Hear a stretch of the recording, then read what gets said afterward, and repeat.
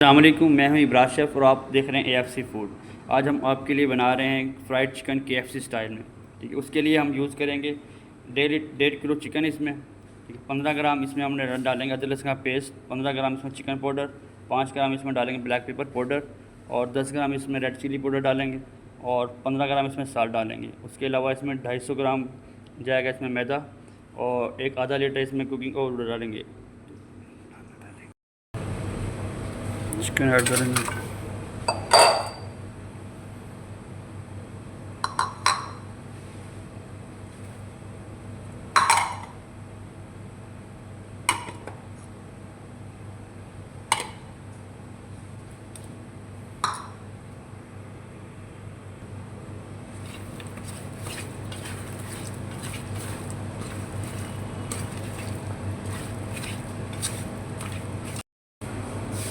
हम इसको चिकन को लिया है, इसको अब हम इसके अंदर डिप करेंगे।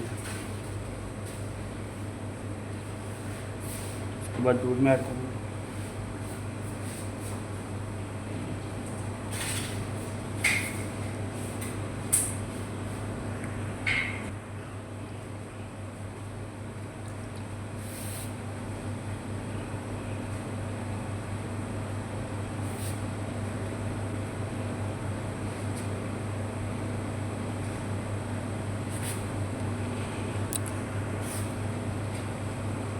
देख लगी